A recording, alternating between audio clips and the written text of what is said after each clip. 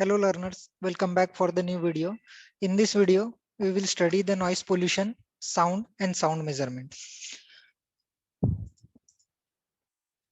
These are the content of the presentation. Sound, what is, first we will see the sound and what is sound and what is noise. Then important terminologies involved in the sound. For the measurement of sound pressure or sound pressure level. Then sources of noise pollution, what are the different sources of noise pollution, कहाँ से noise pollution generate होता है या फिर कहाँ से sound जो है high intensity का sound generate होता है वो.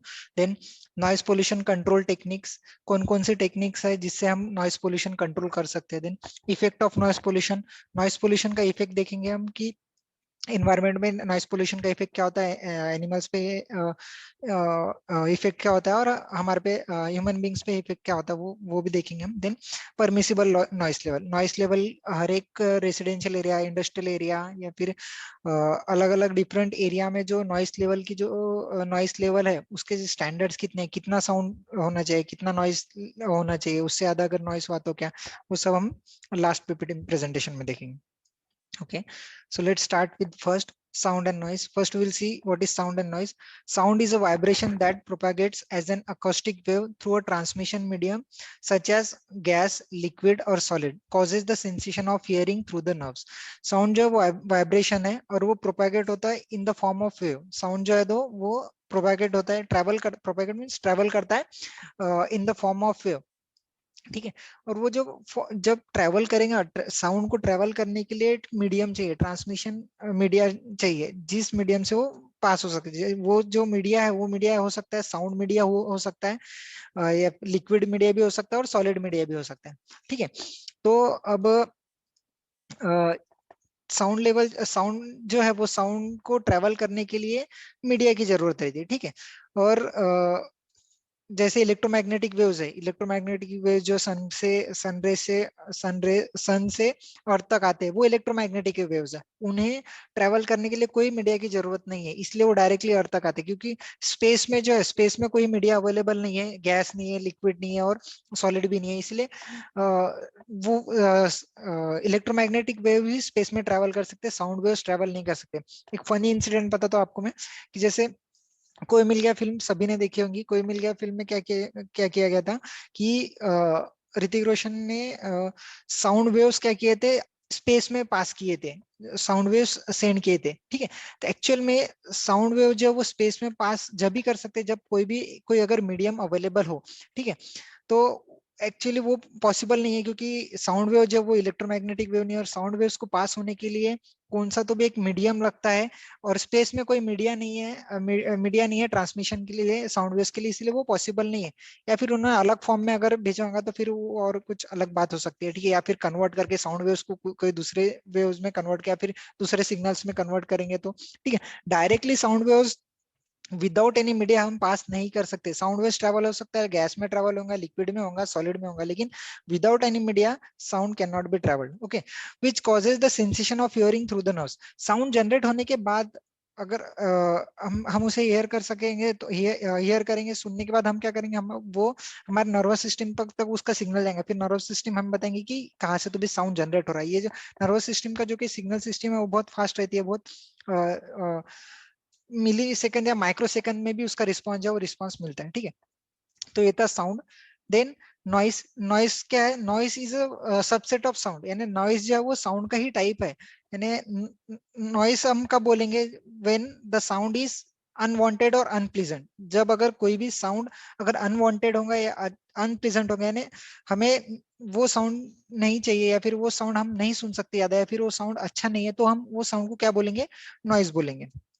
ठीक है, when the sound waves are periodic, अगर साउंड वेव्स अगर पीरियोडिक होंगे, रेगुलर इंटरवल पे होंगी, एंड ऑफ लॉन्ग ड्यूरेशन, अगर लॉन्ग ड्यूरेशन की होंगी, लॉन्ग ड्यूरेशन की यानी कि इसका मतलब जो उसकी फ्रीक्वेंसी कम है, फ्रीक्वेंसी कम है यानी साउंड की इंटेंसिटी कम है, इसलिए long duration they produce pleasant effect and such a sound is known as musical sound. वो जो इफेक्ट प्रोड्यूस करते हैं वो बहुत अच्छा इफेक्ट प्रोड्यूस करते हैं, प्लेजेंट इफेक्ट प्रोड्यूस करते हैं, इसलिए हम उसे क्या करेंगे, म्यूजिकल साउंड. म्यूजिकल साउंड कब बोलेंगे हम उसे, जब जो साउंड वेव्स अगर पीरियोडिक होंगे, रेगुलर इंटरवल पे आएंगे और लॉन्ग ड्यूरेशन यानी उनकी जो फ्रीक्वेंसी कम होगी, then they produce a pleasant effect, और उस साउंड को क्या बोलेंगे हम, म्यूजिकल साउंड, ठीक है। देन है noise, okay. When the sound waves are non periodic, अगर साउंड वेव्स अगर नॉन पीरियोडिक है, इरेगुलर है, यानी प्रॉपर जो उसकी हायर इंटेंसिटी या फिर लोअर इंटेंसिटी, ये जो वो एक पर्टिकुलर पीरियड में या इरेगुलरली अगर आ रही होंगी, कभी एकदम से साउंड ज्यादा आ रहा है, कभी एकदम से कम आ रहा, तो वो उस टाइप का साउंड क्या रहता है, अनप्लीजेंट रहता है, अनवांटेड रहता है, and for of short duration and frequency भी कम है, then they produces unpleasant effect. Unpleasant effect produce करना, अनवांटेड साउंड होगा वो, इसीलिए हम उसे क्या कहा जाएगा, noise. Then the frequency limit for audibility are in between 20 hertz to 20,000 hertz, ठीक है। जो ऑडिबिलिटी की रेंज है, ह्यूमन बीइंग जो साउंड सुन सकते हैं, वो साउंड की जो फ्रीक्वेंसी है, वो साउंड की फ्रीक्वेंसी है 20 हर्ट्स टू 20,000 हर्ट्स, ठीक है। 20 हर्ट्स टू 20,000 हर्ट्स के बीच में कहीं अगर यह फ्रीक्वेंसी का ही अगर कोई साउंड होगा तो ही हम सुन सकते हैं। अगर 20 हर्ट्ज से कम अगर फ्रीक्वेंसी होंगी तो साउंड तो होगा स्पेस में या फिर सॉरी एटमॉस्फेयर में, जो कि साउंड है वो साउंड होगा, लेकिन वो हमें सुनाई नहीं देंगे। 20 हर्ट्ज से ज्यादा होगा साउंड, तो 20 हर्ट्ज से अगर एक आधा साउंड होगा उसकी फ्रीक्वेंसी 20 हर्ट्ज से ज्यादा है, तो वो साउंड एक्चुअली एग्जिस्टेंस में होगा, लेकिन हम वो सुन नहीं सकते, ठीक है।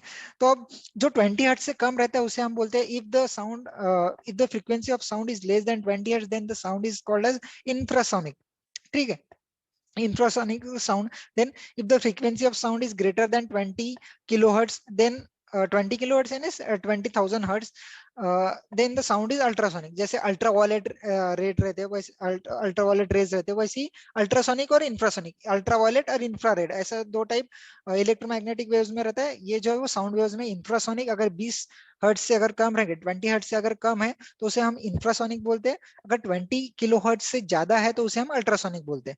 और इंफ्रासोनिक और अल्ट्रासोनिक साउंड जो है वो हम नहीं सुन सकते। Then important terminologies in sound. Then frequency of sound, sound frequency यानी क्या, फ्रीक्वेंसी हम क्या बोलते हैं कि कोई भी अगर चीज की फ्रीक्वेंसी यानी वो कितने बार आता है, फ्रीक्वेंसी यानी कितने बार आता है, ठीक है, तो उसे हम फ्रीक्वेंसी बोलेंगे। अब फ्रीक्वेंसी ऑफ साउंड यानी साउंड कितने बार आता है ऐसा नहीं, साउंड में जो है वो साउंड क्या रहता है, 2 मिनट एक्सप्लेन करता हूं आपको।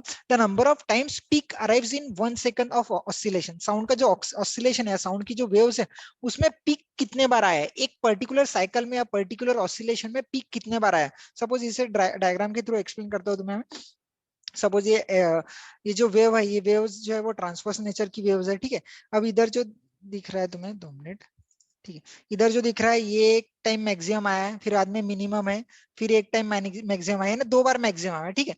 तो अब इधर 2 बार मैक्सिमम आया, हमें क्या चाहिए कि साउंड, हमें क्या फ्रीक्वेंसी क्या कि एक सेकंड के अंदर कितने बार मैक्सिमम आता है, यानी कितने बार पीक आता है। इधर पीक कितने बार आया है, 2 बार आया है, ये एक बार आ गया और ये 2 बार पीक आया है, ठीक है। तो अब टोटल अगर सपोज यहाँ से साउंड को ट्रेवल कर, सपोज कोई भी वेव को अगर यहाँ से यहाँ तक ट्रेवल करने को अगर 1 सेकंड लगा, सपोज फॉर एग्जांपल अगर 1 सेकंड लगा, अब ये 1 सेकंड में कितने बार पीक आया है, कि यानी कितने बार मैक्सिमम आया, 2 बार आया, यानी साउंड की जो फ्रीक्वेंसी हो गई या फिर उसी वेव की जो फ्रीक्वेंसी हो गई, वो वेव की फ्रीक्वेंसी कितनी हो गई है, 2 हो गई है, ठीक है। 2 मिनट। अब ये जो एक्चुअली जो डायग्राम है वो डायग्राम में देखेंगे हम। अब ये डायग्राम में इधर देखिए क्या बताया गया कि ये जो है ये 1 साइकिल है, ये 1 साइकिल यानी एक साइकिल में क्या रहता है, एक मैक्सिमम रहता है, एक मिनिमम रहता है, एक क्रेस्ट रहता है, इसे क्रेस्ट कहा जाता है, इसे क्या कहा जाता है, ट्रफ कहा जाता है। एक क्रेस्ट रहता है, एक ट्रफ रहता है, एक मैक्सिमम एक मिनिमम, ठीक है। तो अब ये एक साइकिल हो गई, ठीक है। अब ये डायग्राम में बताया गया कि जो टोटल ट्रेवल किया वेव ने, वो ट्रेवल किया है डिस्टेंस कितना, 1 सेकंड में यहाँ से यहाँ तक का डिस्टेंस ट्रेवल किया, 1 सेकंड जो दिख रहा है आपको ये। और ये टोटल 1 सेकंड में इन्होंने कितने पिक्स अचीव किया है, टोटल 2 पिक, यानी जो पहले हमने एग्जांपल लिया था वही एग्जांपल इधर, यानी इसकी जो फ्रीक्वेंसी आएंगी, इसकी फ्रीक्वेंसी कितनी आने वाली है आपकी, 2 फ्रीक्वेंसी आने वाली साउंड। यानी सिंपल क्या है, फ्रीक्वेंसी यानी कितने बार कोई चीज कितने बार आती है उसे हम फ्रीक्वेंसी कहा जाता है। अब साउंड की फ्रीक्वेंसी यानी क्या है कि 1 सेकंड में साउंड की जो मैक्सिमम इंटेंसिटी है, मैक्सिमा जो है या पीक जो है वो कितने बार आता है, उसे हम क्या कहेंगे, फ्रीक्वेंसी ऑफ साउंड कहेंगे, ठीक है। Then it is measured in hertz, frequency का यूनिट हर्ट्ज रहता है, ये पहले ही बताया मैंने आपको। Then human can detect sound in frequency range from 20 hertz to 20,000 या फिर 20 किलो हर्ट्ज। 20 ये भी पहले बताया मैंने कि 20 टू 20,000 किलो हर्ट्ज के रेंज में ही हम क्या कर सकते हैं, साउंड को डिटेक्ट कर सकते हैं। उससे ज्यादा अगर साउंड रहेंगे या फिर उससे कम अगर साउंड रहेगा तो वो हम डिटेक्ट नहीं कर सकते। ऐसा नहीं कि वो साउंड एग्जिस्टेंस में नहीं है, साउंड एग्जिस्टेंस में रहेगा लेकिन हम उसे डिटेक्ट नहीं कर सकते। देन वेवलेंथ, अब वेवलेंथ क्या है, लेंथ है यानी डिस्टेंस आ गया, ठीक है। वेवलेंथ है, लेंथ है ना डिस्टेंस। अब डिस्टेंस कौन सा वो देखेंगे, the distance between two successive crest और trough, the distance between two successive crest और ट्रफ और ऑफ ऑसिलेशन। अब देखो डिस्टेंस बिटवीन, अब इधर टू सक्सेसिव क्रेस्ट, ये क्रेस्ट है, ये एक क्रेस्ट हो गई, ये एक क्रेस्ट हो गई, 2 मिनट मुझे मार्क कर लेने दीजिए, ये एक क्रेस्ट हो गई और ये एक क्रेस्ट हो गई, ये एक ट्रफ हो गया, ये एक ट्रफ हो गया, ठीक है। अभी इन दोनों में का जो डिस्टेंस रहेगा वो डिस्टेंस को हम क्या कहेंगे, वेवलेंथ कहेंगे, ठीक है। अब दूसरे डायग्राम में देखिए, इधर देखिए ये ब्लू कलर की वेव दिख रही है, ठीक है। अब ये जो डिस्टेंस है, दो क्रेस्ट में का जो डिस्टेंस है उसे वेवलेंथ कहा जाता है, ठीक है। अब जो ट्रफ में का डिस्टेंस है, वो दो ट्रफ में का अगर डिस्टेंस लेना है हमें, ये वो भी हमें क्या कहेंगे, वेवलेंथ। दोनों वैल्यू जो रहेंगे वो सेम रहेंगे, क्रेस्ट में का भी दो दो क्रेस्ट में का भी डिस्टेंस सेम रहेगा, दो ट्रफ में का भी डिस्टेंस सेम रहेगा, ठीक है। अब साउंड जो है वो जनरली ट्रांसफर्स, कई जगह कहीं बोला गया कि ट्रांसवर्स वेव्स है, कई जगह बोला गया कि लॉन्जिट्यूडनल वेव्स है, ठीक है। अगर लॉन्जिट्यूडनल वेव रहेगा तो क्रेस्ट और ट्रफ नहीं आएंगे, उधर मैक्सिमा और मिनिमा आएगा, ठीक है। या फिर कॉम्प्रेशन और रेरिफ्रैक्शन आएंगे, कॉम्प्रेशन और रेरिफ्रैक्शन आएगा, ठीक है। ये दो टाइप के वेव्स है। ट्रांसफर वेव रहेंगी तो हम क्या करते हैं, क्रेस्ट क्रेस्ट और ट्रफ कहते हैं। अगर लॉन्जिट्यूडनल वेव्स है तो फिर हम उसे कॉम्प्रेशन और रिफ्रैक्शन कहा जाता है, ठीक है। तो सिंपली क्या है, इतने डीप में हमें जाने की जरूरत नहीं है। सिंपली क्या है कि वेवलेंथ जो है, वेवलेंथ क्या रहता है, डिस्टेंस रहता है दो दो सक्सेसिव यानी एकदम नजदीक के, सक्सेसिव यानी तो एकदम नजदीक के जो क्रेस्ट है, वो क्रेस्ट में का डिस्टेंस, और दो नजदीक की या फिर ट्रफ में का डिस्टेंस, उसे हम कहा जाएगा वेवलेंथ। और वेवलेंथ का जो यूनिट रहता है वो नैनोमीटर में रहता है या फिर माइक्रोमीटर में रहता है, डिपेंड करता है कि उसकी रेंज क्या है। डिस्टेंस है वो डिस्टेंस है, या फिर मीटर में रहेगा तो इंटू 10⁻⁶ -7 में रहेगा, क्योंकि इसका जो डिस्टेंस रहता है दोनों में का डिस्टेंस बहुत कम रहता है, इसलिए इस जनरली ये नैनोमीटर या माइक्रोमीटर में मेजर किया जाता है, ठीक है। देन एम्पलीट्यूड, एम्पलीट्यूड क्या रहती है, it is defined as the loudness और the amount of maximum displacement of vibrating particle of the medium from their mean position when the sound is produced, ठीक है। It is a maximum, loudness कितना है या फिर amount of maximum displacement of vibrating particle के maximum displacement कितने हैं वो देखेंगे। सपोज ये जो ये जो वेव है, ये वेव में ने मैक्सिमम वर्टिकल डिस्टेंस कितना लिया है, इतना मैक्सिमम वर्टिकल डिस्टेंस लिया। ये जो वर्टिकल डिस्टेंस है, ये वर्टिकल डिस्टेंस कितना रहने वाला है, ये इसकी एम्पलीट्यूड रहने वाली है, ठीक है। Then next sound pressure. अब साउंड जो है वो जनरली हर्ट्ज में मेजर नहीं किया जाता है, जनरली साउंड, एक्चुअली साउंड जो है वो साउंड प्रेशर लेवल में मेजर किया जाता है। साउंड प्रेशर लेवल में ही क्यों मेजर किया जाता है वो आगे बताऊंगा, पहले हम देखेंगे साउंड प्रेशर क्या रहता है। Sound pressure is the local pressure deviation from the ambient atmospheric pressure, ठीक है। साउंड प्रेशर क्या है, डेविएशन है एम्बियंट एटमॉस्फेरिक प्रेशर। सपोज हमने अगर एनर्जी, कोई भी अगर साउंड प्रोड्यूस हो, साउंड प्रोड्यूस होने से पहले क्या होता है, एनर्जी जनरेट होती है, ठीक है। एनर्जी जनरेट होती है, एनर्जी जनरेट होने के बाद जो डिफरेंस रहेगा जहां से वो एनर्जी ट्रेवल कर रही, वो जो डिफरेंस रहने वाला है जहां से एनर्जी ट्रेवल कर रही है, और एम्बियंट एटमॉस्फेरिक प्रेशर, जो नेचुरल एटमॉस्फेरिक प्रेशर रहेगा, वो दोनों में का जो डिफरेंस रहेगा, प्रेशर जो डिफरेंस रहेगा, उसे कहा जाएगा साउंड प्रेशर, ठीक है। अगर अभी एक जगह हम खड़े हैं, हमने एकदम पिन ड्रॉप साइलेंस है, वहां पे हमने कुछ अगर आवाज नहीं प्रोड्यूस किया, तो जो नेचुरल जो प्रेशर रहेगा, जो एम्बियंट प्रेशर रहेगा, एम्बियंट एटमॉस्फेरिक प्रेशर रहेगा वो, और उसके बाद में जब हम साउंड जनरेट करेंगे और वो जो एनर्जी जनरेट होंगे, उस वजह से जो प्रेशर डेवलप होगा, वो प्रेशर में का जो डिफरेंस रहेगा, वो डिफरेंस क्या रहेगा, साउंड प्रेशर, ठीक है। देन ये होगा साउंड प्रेशर। अब साउंड प्रेशर की जो वैल्यू है, साउंड प्रेशर की जो रेंज है, साउंड प्रेशर की जो रेंज है या साउंड पावर की जो रेंज है, वो बहुत ज्यादा रहती है स्मॉलर। जैसे हमने फ्रीक्वेंसी की रेंज देखा, फ्रीक्वेंसी की रेंज जो है वो 20 हर्ट्ज टू 20,000 हर्ट्ज है, ये सिर्फ ऑडिबल रेंज है। इंफ्रारेड की अलग, अल्ट्रासोनिक सॉरी इंफ्रासोनिक की अलग, अल्ट्रासोनिक की अलग, ठीक है। तो इसकी जो रेंज है, ये रेंज बहुत ज्यादा रहती है, इसीलिए हम जो साउंड है वो साउंड प्रेशर में मेजर नहीं करते, साउंड मेजर करते हैं हम 2 मिनट साउंड प्रेशर लेवल में। साउंड जो मेजर करते हैं वो साउंड हम मेजर करते हैं जनरली साउंड प्रेशर लेवल में। और साउंड साउंड प्रेशर का जो यूनिट रहता है, ये बता देता हूँ पहले, वो रहेगा उतना पॉइंट। साउंड प्रेशर का जो यूनिट रहता है वो पास्कल रहता है, या फिर न्यूटन पर mm स्क्वायर, या फिर न्यूटन पर मीटर स्क्वायर, या फिर माइक्रो बार, ठीक है, कुछ भी रह सकता है। जो प्रेशर का यूनिट है वो, जो ऐसा यूनिट हम कंसिडर करेंगे वो, ठीक है। अब साउंड प्रेशर लेवल जो है वो अभी बताया मैंने आपको कि साउंड प्रेशर की जो वैल्यू है, या फिर साउंड प्रेशर जो है वो, उसकी रेंज है वो रेंज बहुत ज्यादा है। इसीलिए जनरली हम साउंड प्रेशर, साउंड जो है वो sound in terms of pressure नहीं मेजर करते, हम मेजर करते हैं साउंड प्रेशर लेवल। अब ऐसा क्यों किया गया है, उसका रीजन यही है कि जो साउंड की जो रेंज है, साउंड की जो रेंज है वो वाइड रेंज है, इसलिए हम साउंड को कंपेयर करते हैं रेफरेंस से, ठीक है। और दूसरा और एक रीजन है कि साउंड प्रेशर लेवल में मेजर करने का दूसरा और एक रीजन है कि, रीजन ये है कि जो साउंड जो हमें सुनाई देता है, वो साउंड की जो सुनाई देता है वो, जो अगर एक आधा साउंड जनरेट हुआ, साउंड जो जनरेट होगा जब हमें सुनाई देगा, तो जो हम रिस्पॉन्स महसूस करेंगे, जो रिस्पॉन्स हम फील करेंगे, वो रिस्पॉन्स जो है वो रिस्पॉन्स लॉगरिथमिक स्केल का रहता है। जैसे अगर थोड़ा, अगर हमने साउंड जनरेट किया, ठीक है, तो धीरे जो हमें वो कम कम इंटेंसिटी से सुनाई देंगे, कम प्रेशर से सुनाएंगे। जैसे हम इंटेंसिटी बढ़ाएंगे वैसे वैसे जो उसका जो इम्पैक्ट है वो हमारे सेंस पे या नर्वस सिस्टम पे ज्यादा होगा, और वो लॉगरिथमिक रहेगा, लीनियर नहीं रहेगा। इसलिए भी साउंड प्रेशर लेवल जो है वो कंसिडर किया गया है साउंड मेजरमेंट के लिए, और इसकी जो स्केल है वो लॉगरिथमिक स्केल रहती है, ठीक है। अब साउंड प्रेशर लेवल क्या रहता है, क्यों मेजर किया करते हैं sound pressure level in terms of sound pressure level, SPL में क्यों मेजर करते हैं वो बताया मैंने आपको। अब साउंड प्रेशर लेवल क्या रहता है वो देखेंगे। It is a logarithmic measure of the effective pressure of sound relative to reference value, ठीक है। अब ये logarithmic measure of effective pressure of sound, अगर मैंने क्या किया, साउंड एक एक जगह से, आप सब ये जो आवाज आपको आ रहा है, मैंने साउंड जनरेट किया। अब ये साउंड जो जनरेट, ये जो साउंड मैंने जनरेट किया, ये साउंड जनरेट हुआ है, ठीक है। अब इसको मैं कंपेयर करूंगा, इसको मैं कंपेयर करूंगा रेफरेंस वैल्यू से। इसको मैं, ये साउंड को मैं कंपेयर किससे करूंगा, रेफरेंस वैल्यू से। और वो रेफरेंस वैल्यू कौन सी रहेंगी, वो रेफरेंस वैल्यू रहेंगी जो आवाज हम मिनिमम सुन सकते हैं। मिनिमम कितने प्रेशर का साउंड, मिनिमम कितने प्रेशर का साउंड हम सुन सकते हैं, वो रहने वाला है वो रेफरेंस वैल्यू। इसीलिए साउंड प्रेशर लेवल जो है वो, जो साउंड हमने जनरेट किया उसका प्रेशर कितना है और रेफरेंस का प्रेशर कितना है, ये लॉगरिथमिक स्केल पे देखते हैं। और वो जो मेजरमेंट करते हैं उसे कहेंगे हम साउंड प्रेशर लेवल, ठीक है। ये क्लियर होगा कि साउंड जो वो साउंड प्रेशर लेवल में ही क्यों मेजर किया जाता है, ठीक है। अब जो साउंड प्रेशर लेवल का जो फॉर्मूला है, वो फॉर्मूला है SPL is equal to 10 log to the base 10। Base 10, log का बेस क्या है, इधर 10 है, नेचुरल लॉग नहीं है, लॉग का बेस क्या है, 10 है। 10 log to the base 10 in bracket P square upon P not square. P not square यानी रेफरेंस वैल्यू का स्क्वायर, यानी जो जितना मिनिमम वैल्यू हम सुन सकते हैं, वो मिनिमम वैल्यू जो है, वो मिनिमम वैल्यू यानी क्या, रेफरेंस वैल्यू, पी जीरो की वैल्यू है, पी नॉट की वैल्यू है।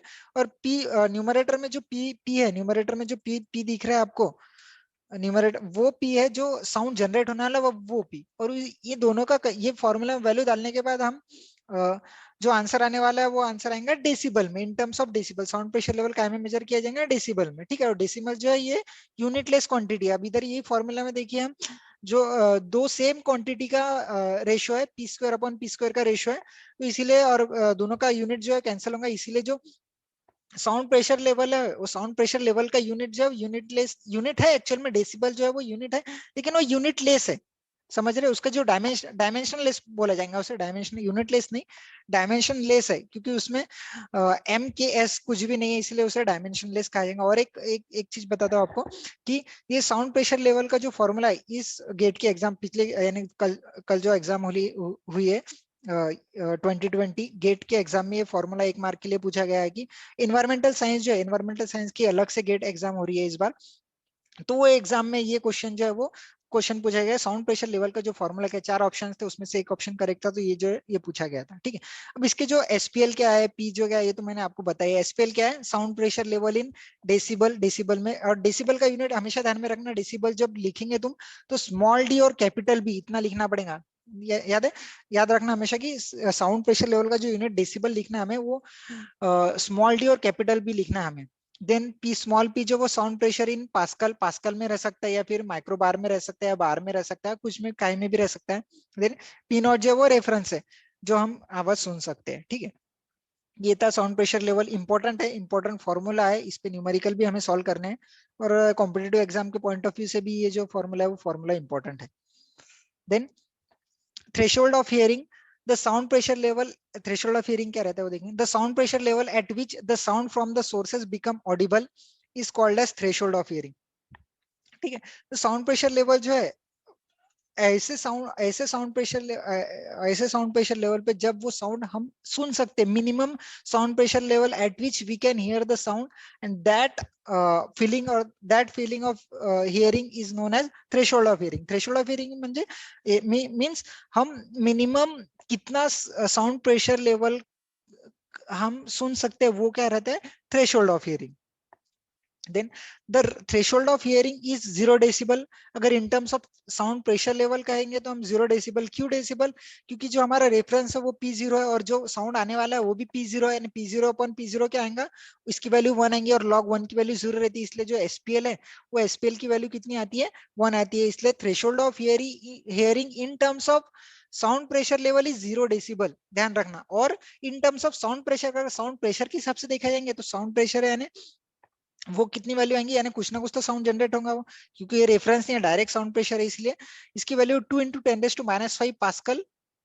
ठीक है, 2 × 10⁻⁵ पास्कल और न्यूटन पर एमएम स्क्वायर, पास्कल और न्यूटन पर, सॉरी न्यूटन पर मीटर स्क्वायर दोनों सेम ही है। ठीक है, या फिर 2 × 10⁻⁴ माइक्रोबार। ठीक है, जनरली न्यूमेरिकल में ये यूनिट यूज किया गया माइक्रोबार, तो इसलिए ये वैल्यू याद रखना तुमने, 2 × 10⁻⁴ माइक्रोबार। ठीक है, 2 × 10⁻⁴ माइक्रोबार जब वो थ्रेशोल्ड ऑफ हियरिंग है साउंड प्रेशर की। ठीक है, ये हमें ये आपको याद रखना पड़ेगा क्योंकि ये न्यूमेरिकल सॉल्व करते समय हमें इंपॉर्टेंट है।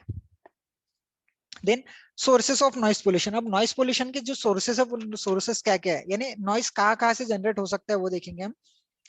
फर्स्ट है इंडस्ट्रियल सोर्स। अब इंडस्ट्रियल सोर्स में, इंडस्ट्रीज में आपको पता है कि वेरियस एक्टिविटीज होती रहती है, बहुत सारी मशीनरी चालू रहती है, या फिर जो हॉर्न है, ये लंच ब्रेक का हॉर्न या फिर टी ब्रेक का हॉर्न, ये जो है ये हायर इंटेंसिटी या फिर हायर साउंड प्रेशर लेवल का जो साउंड जनरेट करने के बाद क्रिएट होता है। इसलिए जो सोर्सेज ऑफ नॉइस पोल्यूशन में इंडस्ट्रियल सोर्सेज है, जैसे इंडस्ट्रियल सोर्सेज उसमें अगर टेक्सटाइल मिल्स रहेंगी, मिल्स में जो कहीं इक्विपमेंट यूज होंगे वो जनरेट करेंगे, या फिर प्रिंटिंग प्रेसेस, या फिर इंजीनियरिंग एस्टेब्लिशमेंट, या फिर मेटल वर्क्स जहाँ पे मेटल का क्रशिंग या फिर मेटल का मॉडिफिकेशन किया जाएगा, वहां पे भी साउंड का जो है वो जनरेशन ज्यादा रहेंगे। तो इंडस्ट्रियल सोर्स जो है वो एक नॉइस पोल्यूशन का सोर्स है, industrial area. Then transportation. Transportation भी एक, ट्रांसपोर्टेशन के टाइम पे भी क्या है, ये भी एक टाइप का नॉइस पोल्यूशन का सोर्स है, क्योंकि जैसे कि हम ट्रैफिक सिग्नल पे अगर रुके होंगे हम, तो ट्रैफिक सिग्नल पे जो है वो लोग, बहुत से लोग क्या अननेसेसरी हॉर्न हॉर्न बजाते हैं, क्योंकि जरूरत ना हो के भी हॉर्न बजाते रहते हैं, तो वो भी किसी को इरिटेट हो सकता है साउंड, इसलिए वो भी एक नॉइस पोल्यूशन का सोर्स है। ठीक है, और जो है वो अगर हमारा घर या फिर कोई अगर एरिया, रेसिडेंशियल एरिया अगर एयरपोर्ट के नजदीक होगा, तो एयरपोर्ट से नजदीक होने का जब लैंडिंग और टेक ऑफ के टाइम पे जो साउंड जनरेट होगा, या फिर अदर एक्टिविटी, एयरपोर्ट की जो एक्टिविटी से जो साउंड जनरेट होगा, उस वजह से भी नॉइस पोल्यूशन हो सकता है। या फिर अगर हम रेलवे स्टेशन के बाजू में रह रहे हैं, या फिर हमारा घर जो रेलवे ट्रैक के बाजू में है, तो उधर भी नॉइस पोल्यूशन होने के चांसेस बहुत ज्यादा है। या फिर हेवी ट्रक्स, बसेस, अगर रोड, हाईवे या रोड से नजदीक हमारा घर है या फिर लग के ही हमारा घर है, तो उस समय भी जो हेवी ट्रक्स है, बसेस के हॉर्न्स है, इन सब का जो आवाज है, या फिर स्कूटर्स का, इन सब का भी आवाज क्या हो सकता है, बहुत जोर से आ सकता है। और उस वजह से नॉइस पोल्यूशन क्या है जो क्रिएट हो सकता है। या फिर और एक एग्जांपल देना चाहे तो, अगर व्हीकल्स का अगर मेंटेनेंस प्रॉपरली ना किया गया हो, तो भी क्या होता है, साइलेंसर में से बहुत बार तुमने भी एक्सपीरियंस किया होगा ये कि साइलेंसर का जो आवाज है बहुत ज्यादा आता है, साइलेंसर जो है, गाड़ी का साइलेंसर जो है बहुत ज्यादा साउंड क्रिएट करता है, तो उस वजह से भी नॉइस पोल्यूशन हो सकता है। ठीक है, तो ये सब क्या है, नॉइस पोल्यूशन के सोर्स है ट्रांसपोर्टेशन एक्टिविटी के थ्रू। ठीक है, then household. Household में, घर में भी क्या हो सकता है कि जो साउंड है वो साउंड जनरेट हो सकता है, जैसे बैंगिंग ऑफ डोर्स, डोर अगर बहुत जोर से अगर हमने ओपन किया, क्लोज किया, तो उसका भी साउंड बहुत ज्यादा क्रिएट होता। या फिर बच्चे अगर घर में खेल रहे होंगे, चिल्ड्रन, बच्चे अगर घर में खेल रहे होंगे, तो वो भी बहुत जोर जोर से चिल्लाते हैं, इसलिए उसका भी साउंड ज्यादा जनरेट होगा, वो भी नॉइस पोल्यूशन क्रिएट करेगा। या फिर फर्नीचर अगर मूव किया गया तो जो फ्लोर पे जो आवाज आता है, या फिर जो फ्लोर पे आवाज आता है उस वजह से भी साउंड जो है वो ज्यादा क्रिएट हो सकता है। या फिर दो जन अगर कन्वर्सेशन लाउडली कर रहे हैं, यानी कि झगड़ा हो गया किसी का, तो अगर बहुत जोर से अगर बात कर रहे हैं तो उस समय भी नॉइस पोल्यूशन हो सकता है।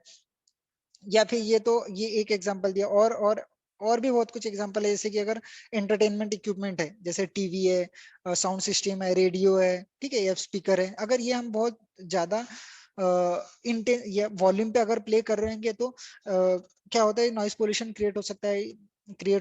ये एक्सपीरियंस हमने हमेशा किया होगा, आजू बाजू के लोग आपको आके कंप्लेंट करते हैं या फिर कोई बोलते हैं कि साउंड कम करो, ठीक है। तो ये भी क्या है, नॉइस पोल्यूशन का सोर्स है, लेकिन ये सोर्स जो है हाउस होल्ड का है। और अगर हाउस होल्ड के एग्जाम्पल्स बहुत है, अगर और हाउस होल्ड का एग्जाम्पल देना चाहो तो जैसे मिक्सर ग्राइंडर जो है, अगर वो भी साउंड क्रिएट ज्यादा कर सकता है। कुकर की सीटी जो रहती है उसका भी साउंड ज्यादा क्रिएट होता है।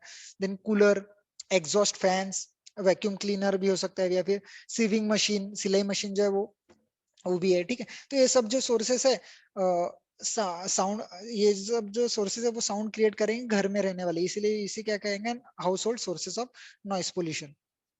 देन एग्रीकल्चर मशीन, अगर एग्रीकल्चरल मशीन रहेंगी तो एग्रीकल्चरल मशीन में क्या होगा कि सॉरी, जैसे हार्वेस्टिंग मशीन रही, हार्वेस्टिंग यानी कटिंग के टाइम पे अगर जो मशीन यूज करेंगे तो वो भी साउंड क्या करेंगे, ज्यादा जनरेट करेंगे। या फिर ट्रैक्टर हो गया, बराबर है।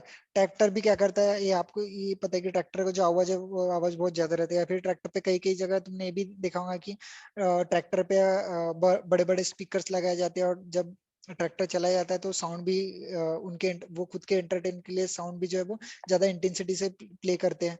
वो जो म्यूजिक है वो ज्यादा इंटेंसिटी से प्ले करते हैं, उस वजह से भी नॉइज जो है वो जनरेट हो सकता है, ठीक है। देन डिफेंस इक्विपमेंट, अब डिफेंस इक्विपमेंट में जैसे टैंक्स हो गया, फिर लॉन्चिंग ऑफ रॉकेट्स हो गया, या फिर shooting practice, military airplanes practice के टाइम पे जब शूटिंग कर रहे होंगे, जब गन्स की शूटिंग करेंगे, या फिर गन मशीन्स की जब शूटिंग होती होंगी या प्रैक्टिस होती होंगी, जब उसमें से जो साउंड जनरेट होता है गन्स में से या फिर शूटिंग इक्विपमेंट में से जो साउंड जनरेट होता है वो हायर इंटेंसिटी का साउंड होता है। उसका जो सॉरी, उसका जो साउंड प्रेशर लेवल है, उसका साउंड प्रेशर लेवल क्या रहता है, ज्यादा रहता है। इसीलिए वो भी साउंड क्या करेंगे, ज्यादा जनरेट करेंगे। या फिर अगर डिफेंस एरिया में अगर एरोप्लेन की या फिर हेलीकॉप्टर की अगर प्रैक्टिस कर रहेंगे तो उस वजह से भी जो साउंड है वो साउंड ज्यादा जनरेट हो सकता है, और उसे भी हम क्या करेंगे, कहेंगे नॉइस पोल्यूशन का एक सोर्स कहेंगे। देन मिसलेनियस में आएगा एक, मिसलेनियस में एक आएगा कि जैसे ऑटोमोबाइल रिपेयर शॉप, गैरेज, जैसे गैरेज में अगर एक्टिविटी हो रही है तो गैरेज में से भी साउंड जनरेट हो सकता है। फिर कंस्ट्रक्शन वर्क में भी heavy high sound pressure level का साउंड जो जनरेट होता है। देन ब्लास्टिंग, ब्लास्टिंग करना है कहीं, या फिर कहीं टनल वगैरह कंस्ट्रक्ट करना है, या फिर कहीं एक्सकवेशन करना है, अगर ब्लास्टिंग किया गया तो।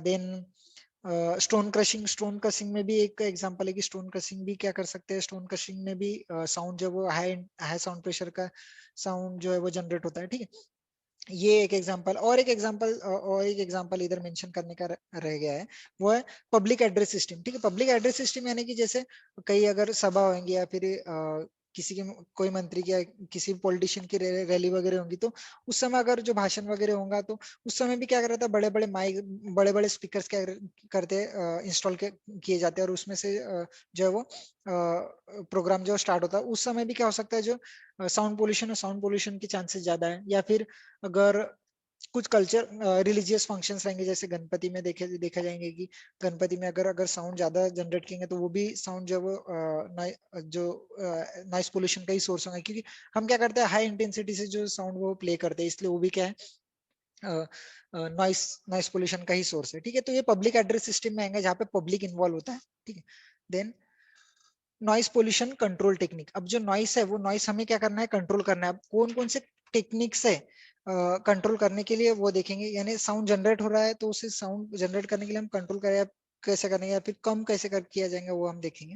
देन ईयर प्रोटेक्शन हेड हमने साउंड अगर बहुत इंटेंसिटी से अगर जनरेट हो रहा है, साउंड प्रेशर लेवल बहुत ज्यादा है, अगर हम उसे कम करने के लिए अगर ऑन द सोर्स कुछ नहीं कर सकते तो हम क्या करेंगे, हम हमारे कान में क्या करेंगे, ईयर प्लग्स लगा देंगे, जो प्लास्टिक के रबर्स के हो जाएंगे, या फिर कॉटन प्लग्स लगा देंगे। उस वजह से क्या होगा, जो साउंड है वो साउंड तो उतने ही साउंड प्रेशर लेवल जो उतना ही रहने, उतने ही इंटेंसिटी करेंगे, लेकिन जब हमारे कानों कानों के अंदर रहेंगे तब उसकी जो इंटेंसिटी है या फिर उसका जो साउंड प्रेशर लेवल है वो साउंड प्रेशर लेवल क्या हो जाएगा, कम हो जाएगा।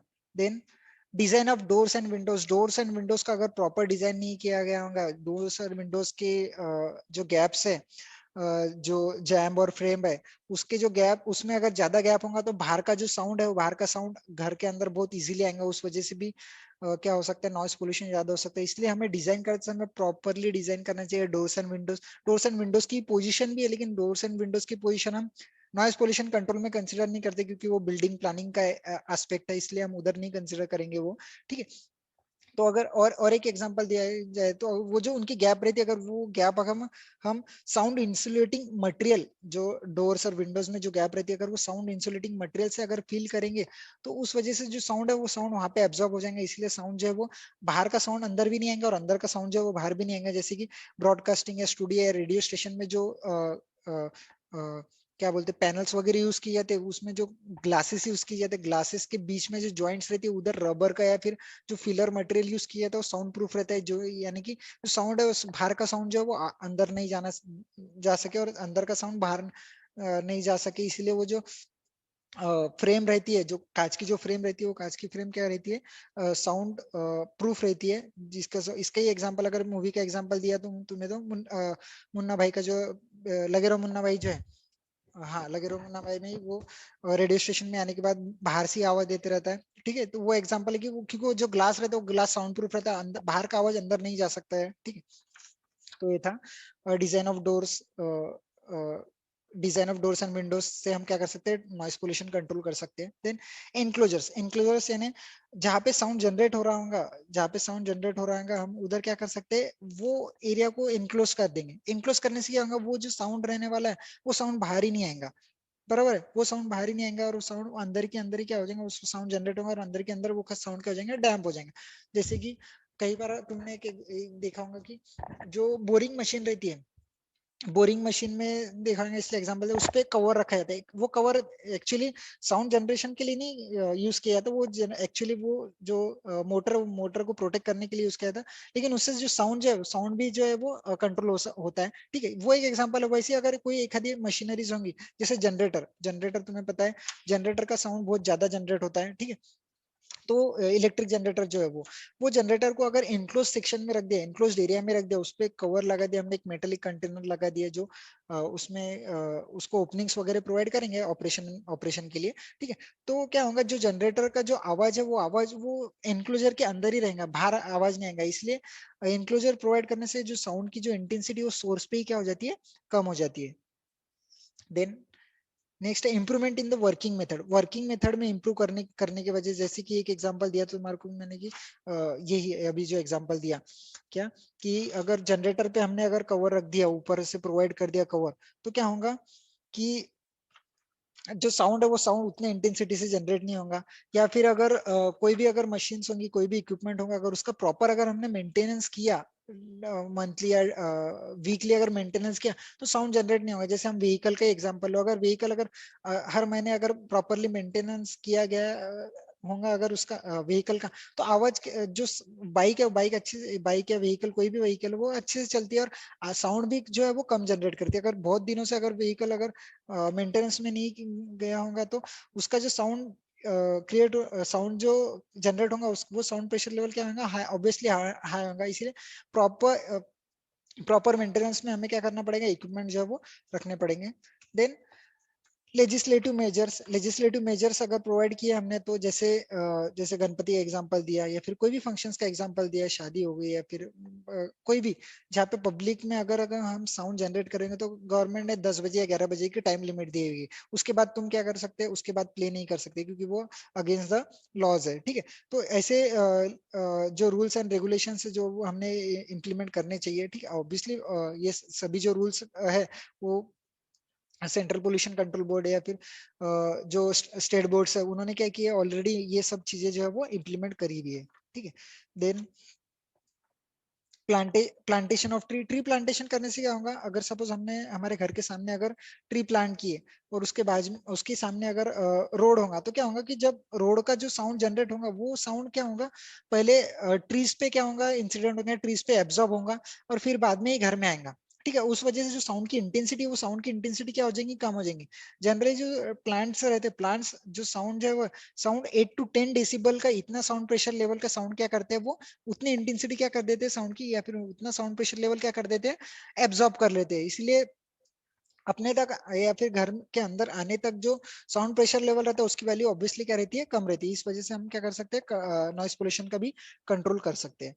Then town planning, proper planning अगर की गई की होंगी, हमने टाउन प्लानिंग अगर प्रॉपर की होंगी तो नॉइस पोल्यूशन वैसे ही कम हो जाएंगे। जैसे रेसिडेंशियल एरिया अलग से रखा, साइलेंट जोन अलग से रखा, इंडस्ट्रियल एरिया अलग से रखा, ठीक है, कमर्शियल एरिया अलग से रखा।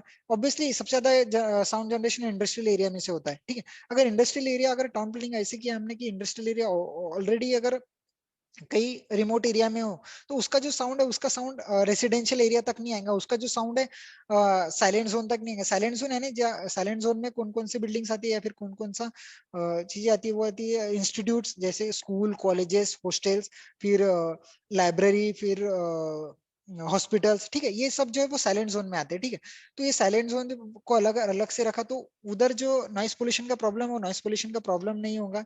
इसलिए टाउन प्लानिंग जो वो सबसे बेस्ट एग्जांपल है नॉइस पोल्यूशन कंट्रोल का, और इफेक्टिव भी बहुत है। ठीक है, सिर्फ टाउन प्रॉपर टाउन प्लानिंग का सिर्फ यही एक एडवांटेज नहीं है, प्रॉपर टाउन प्लानिंग के एडवांटेजेस बहुत है। वाटर पोल्यूशन में भी है, वेस्ट वाटर पोल्यूशन में भी है, वाटर डिस्ट्रीब्यूशन में भी है, वेस्ट वाटर कन्वेंस में भी है, सभी में है। टाउन प्लानिंग का जो एडवांटेज है बहुत है। ठीक है, then next, treatment of walls, floors and ceiling. Walls, floors और सीलिंग की जो अगर हमने प्रॉपर ट्रीटमेंट यानी क्या, अगर साउंड प्रूफ मटेरियल अगर हमने सीलिंग में या वॉल पे अगर पेस्ट किया, कंस्ट्रक्ट किए, तो साउंड जो है वो साउंड की इंटेंसिटी कम हो जाएंगी।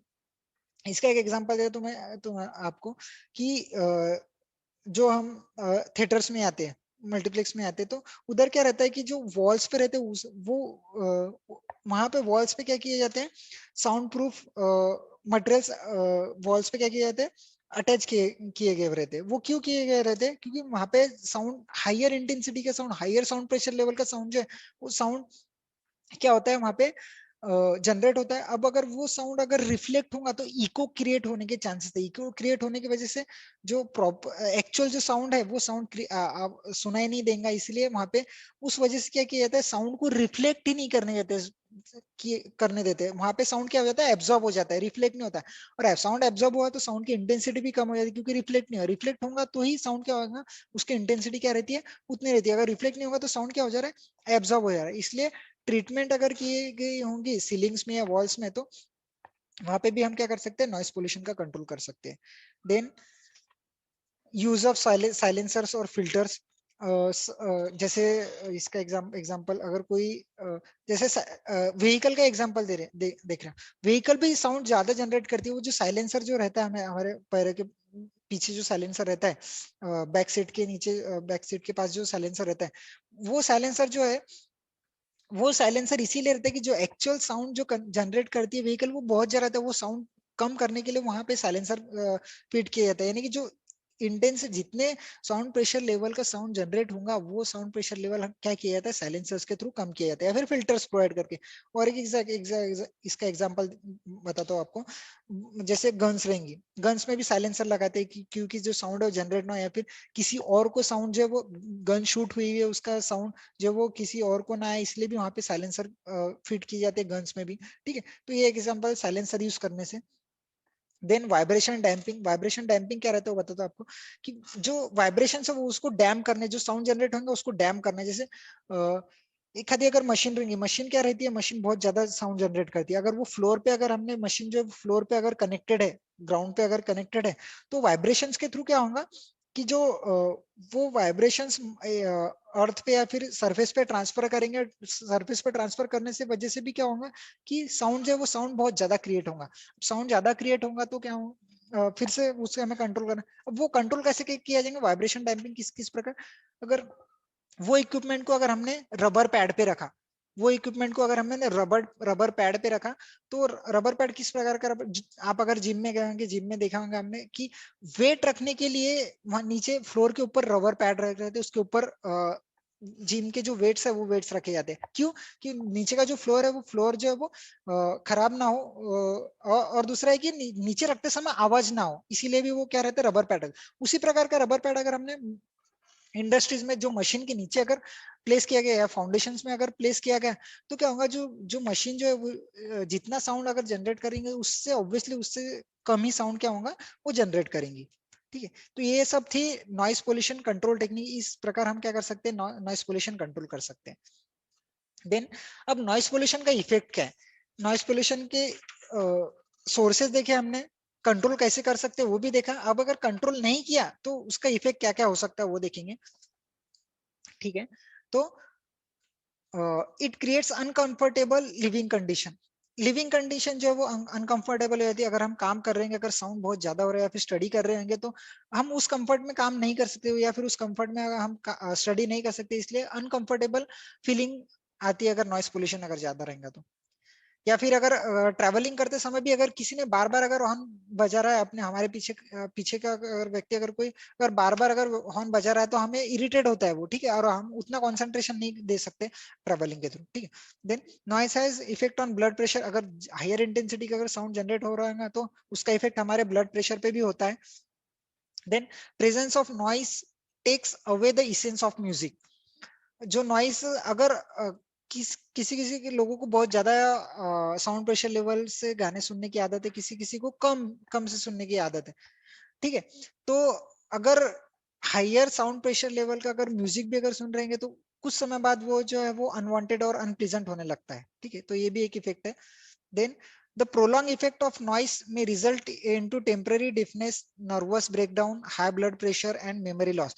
अगर बहुत देर तक हमने अगर हाई इंटेंसिटी का अगर साउंड अगर सुन रहे होंगे, या फिर हाई साउंड प्रेशर लेवल का साउंड अगर सुन रहे होंगे, तो उसका इफेक्ट हमारे नर्वस सिस्टम पे भी हो सकता है, ब्लड पे भी हो सकता है, फिर हम बहरे भी हो सकते हैं, और मेमोरी लॉस भी हो सकता है। ठीक है, तो इसका इफेक्ट बहुत ज्यादा है कि नॉइस का अगर कंटिन्यूसली हम अगर हायर साउंड प्रेशर लेवल का साउंड अगर सुन रहे होंगे तो। Then leads to fatigue. Fatigue भी हो सकता है, अनईजी फील हो सकता है, या फिर काम करने की इच्छा नहीं हो सकती है। ठीक है, then it can interfere with the communication. Communication problem हो सकता है अगर बाहर अगर बहुत घर के बाहर अगर बहुत ज्यादा नॉइस पोल्यूशन होगा, तो प्रॉपर कम्युनिकेशन ही नहीं हो सकता घर के अंदर भी, क्योंकि बाहर का जो साउंड है पूरा अंदर आने वाला है। ठीक है, तो ये भी एक इफेक्ट है, और उससे मिसकम्युनिकेशन भी हो सकता है।